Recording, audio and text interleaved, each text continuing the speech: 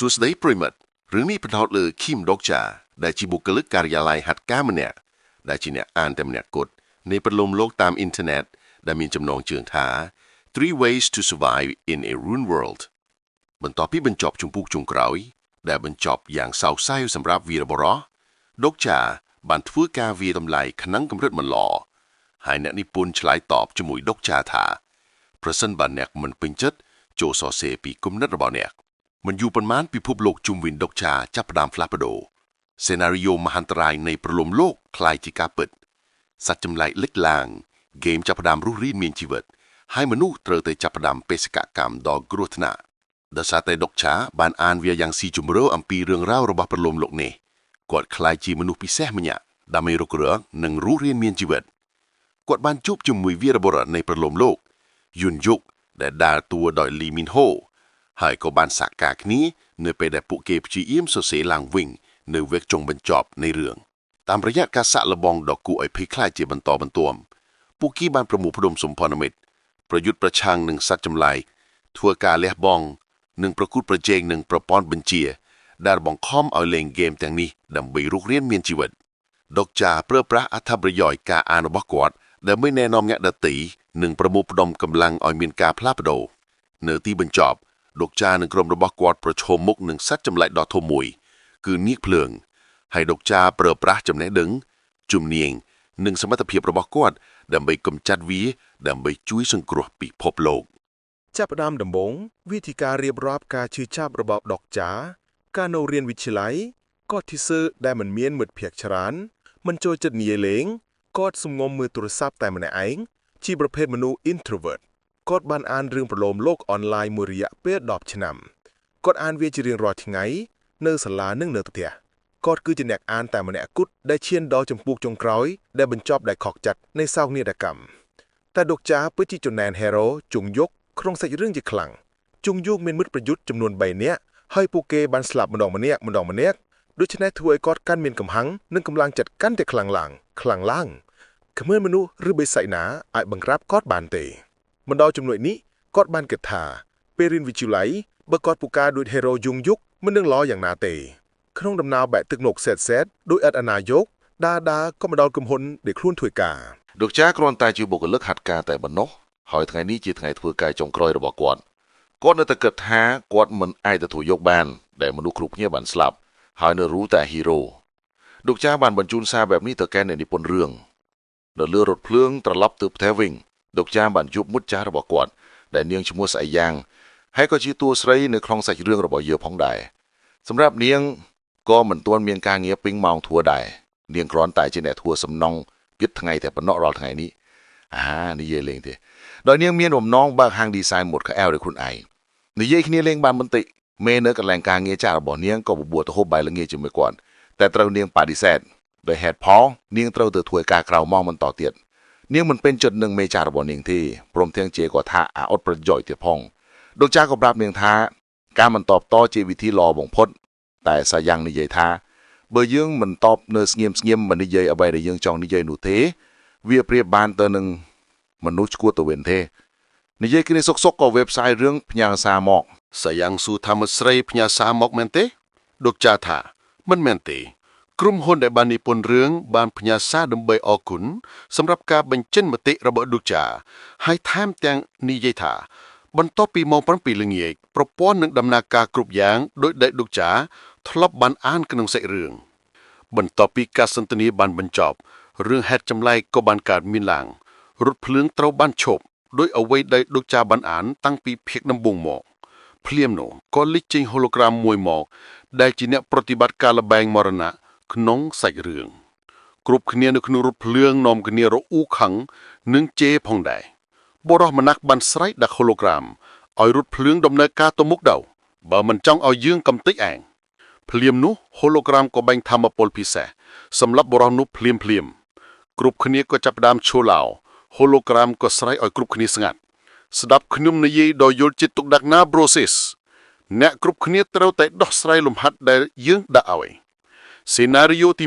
1ត្រូវសម្លាប់ជីវិតមួយដើម្បីរស់ដែលមាននៅលើរថភ្លើងនេះហើយទទួលបានកាក់ចំនួន300កាក់ក្នុងរយៈពេល10នាទីបន្ទាប់មក ពួកគេក៏ចាប់ផ្ដើមវិគ្នាទៅវិញទៅមកដើម្បីរស់រានមានជីវិតចំណែកតួប្រុសយើងវិញក៏មិនដឹងធ្វើយ៉ាងម៉េចដែរដុកចាសម្លឹងទៅកាន់ក្មេងប្រុសម្នាក់ក្មេងប្រុសសួរពូនឹងសម្លាប់ខ្ញុំមែនដុកចាក៏មិនបានតបអ្វី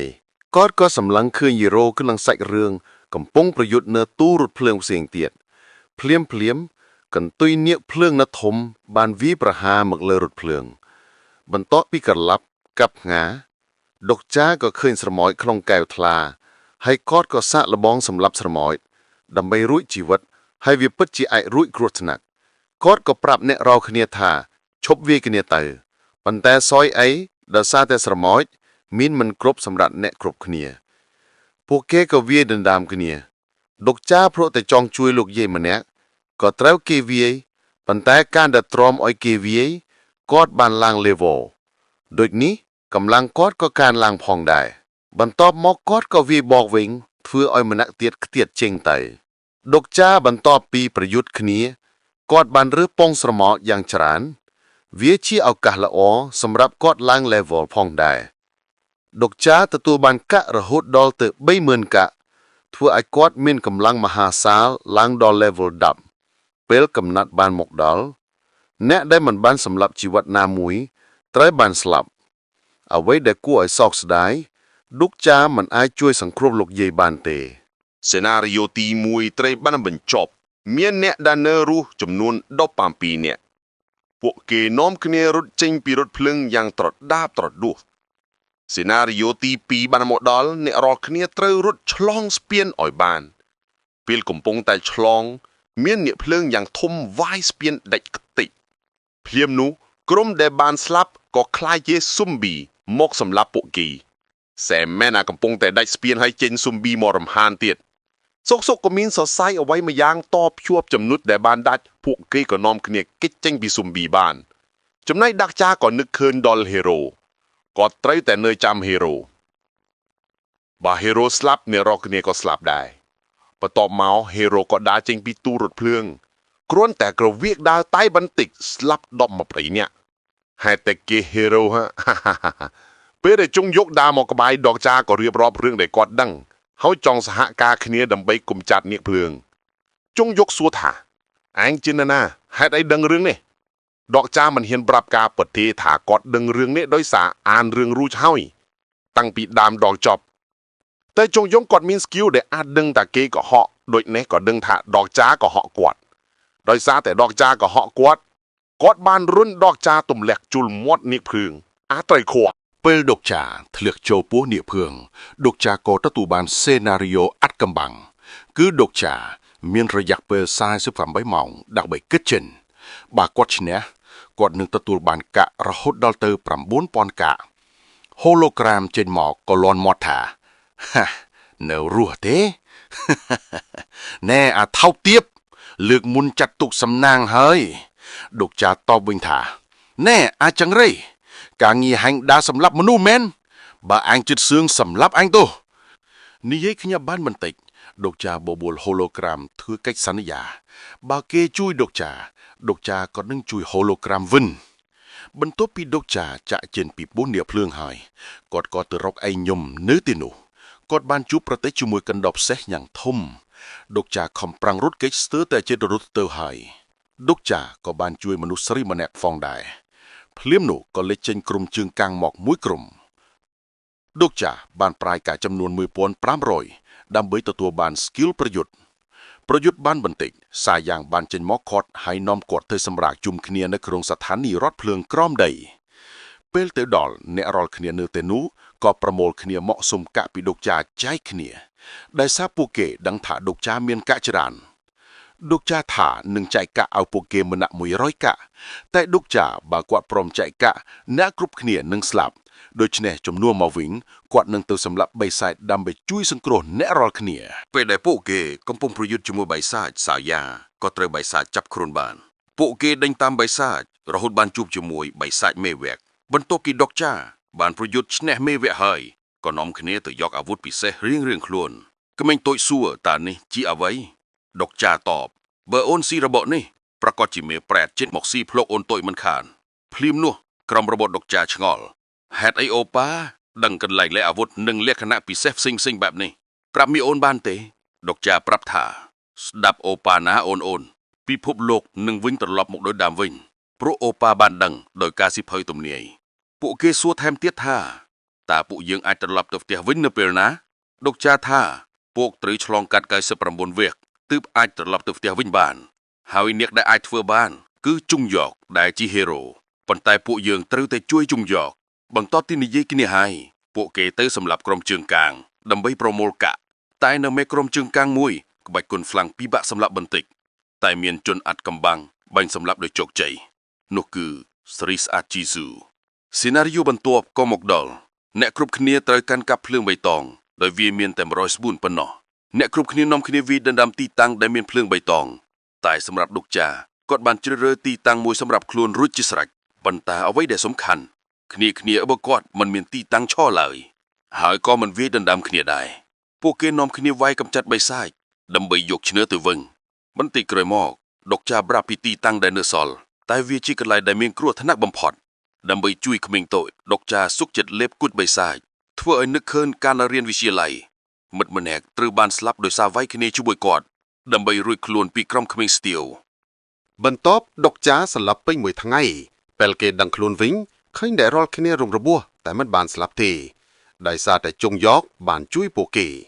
ដុកចាក៏ប្រាប់អ្នករាល់គ្នាថាថ្ងៃស្អែកជាថ្ងៃចុងបញ្ចប់នៃពិភពលោកដូច្នេះយើងត្រូវជួយជុងយ៉កស្លាប់យកឈ្នះនេះភ្លើងសេណារីយ៉ូបន្ទាប់គឺត្រូវដណ្ដើមភ្លើងបៃតងទៀតហើយតែដោយសារតែលើកនេះមានតែមួយប៉ុណ្ណោះធ្វើឲ្យអ្នករាល់គ្នាស្រឡាំកាំងដុកចាស្នើសុំជំនួយពីជីស៊ូតែជីស៊ូមិនព្រមជួយទេជីស៊ូថាខ្ញុំមិនចង់ស្លាប់ទេហូឡូក្រាមក៏ចេញមកហេប្រូស៊ីសទាំងឡាយភ្លើងបៃតងមានតែមួយទេតើគួរជារបស់នរណាទៅណាមនុស្សស្មោះមនុស្សសាវ៉ារៀងសង្ហាមុខអាក្រក់សម្បូរស្នេហ៍និយាយលេងទេលើកនេះនរណាមានកាក់ច្រោះជាងគេគឺជាម្ចាស់ហើយភ្លើងបៃតងក៏បាំងទៅលើហៀមួយដែលកន្ទឿអាចញុកដុកចាបន្ទាប់ពីចចាជាមួយជីស៊ូមិនបានសម្រេចគាត់ក៏មានល្បិចចចាទិញភ្លើងពីហៀក្នុងតម្លៃ100000កាក់ភ្លាមនោះហៀក៏ព្រមឲ្យតែឯងមានពិតកុំចេះតែហាយស៊ូយើងនឹងព្រមលោកឲ្យឯងភ្លាមក្រោយពីដុកចាទិញបានភ្លើងបៃតងហើយគាត់ក៏បញ្ជាយាមវាយវាបំបែកតែវាមិនបែកទេហើយមនុស្សគ្រប់គ្នាក៏បញ្ជាយាមខាត់ផងដែរចំណែកជីស៊ូវិញដំបូងនាងមានបំណងបាញ់អាតានឹងសម្លាប់តែម្ដងតែចៃដនឃើញដុកចាទិញមុខហើយបញ្ជាយាមវាយបំបែកនាងក៏បានបាញ់ទម្លុះវាតែម្ដងដោយគ្នាជំរឿពួកគេទាំងអស់គ្នាក៏ព្រមសហការគ្នាប្រយុទ្ធជាមួយបិសាចតែម្ដងបន្តប្រយុទ្ធបានបន្តិចជុងយកក៏ចេញមកប្រយុទ្ធដែរតែដុកចាខាត់មិនឲ្យប្រយុទ្ធឡើយព្រោះគេអាចមានគ្រោះថ្នាក់តែជុងយកមិនស្ដាប់ហើយតបថាអាងកំបិតដាច់ចង់របស់ឯងមែនហេរ៉ូបានសម្លាប់នាគភ្លើងតែវាមិនដូចការគិតឡើងនាគភ្លើងបានរស់ឡើងវិញហើយកាន់ខ្លាំងជុងយកមិនអាចយកឈ្នះមេបិសាចបានទេវាយបាក់ដាវអស់ពី3ទៅហើយដុកចាក៏លេបគួចបិសាចដោយបង្កើនកម្លាំងក៏មិនអាចយកឈ្នះស្ទើរតែខ្លាយជាសំកាប់សោសាច់ជ្រូកទៅហើយភ្លាមមានកដប់យកមួយហោះមកជួយដែលក្មេងតូចបានប្រើស្គីលពិសេសរបស់គេដោយនៅតែទប់មិនជាប់ហុនសុងក៏ចេញមកជួយបន្ថែមទៀតឃើញថាហុនសុងមានព្រៀបលើមេបិសាចដែលដុកចាដឹងពីចំណុចខ្សោយរបស់មេបិសាចនៅកណ្ដាលទ្រូងដុកចាក៏ចាក់ចំតែមិនបានសម្រេចឡើយជីស៊ូបាញ់កំភ្លើងត្រូវក៏មិនបែកទៀតរឹងម្លេះវៃហេបន្ទាប់ពីហេរ៉ូសំងំយកកម្លាំងរួចហើយចេញមកម្ដងនេះកាន់តែសាហាលីម៉ាឈុំតែងំសងហាម៉ងលីមិនហូណាប្រស្អាតកូរ៉េតែនៅតែស្ពៃដដាល់មានហូត្រូវជាត្រុយបានសម្រាប់ពួកគេអត់សង្ឃឹមជាខ្លាំងប៉ុន្តែទោះនៅដង្ហើមចុងក្រោយក៏ដោយពួកគេនៅតែប្រយុទ្ធទីពិភពការសហការរួមកម្លាំងរបស់ពួកគេក៏ទទួលបានជោគជ័យមនុស្សគ្រប់គ្នាត្រូវបានសង្គ្រោះសរុបមកដូចជីវិតញូស័ព្ទថ្ងៃចឹងទូននេះហត់ត្រូវគេបោកបរាជ័យយ៉ាងណាក៏ដោយតែនៅមានដង្ហើមយើងនៅតែមានសង្ឃឹមរកអ្នកថ្មីបាននិយាយលេងទេជាចុងបញ្ចប់សូមអរគុណសម្រាប់ការទស្សនាពីដើមដល់ចប់សូមជួយចុច like share ឲ្យ admin ផងណា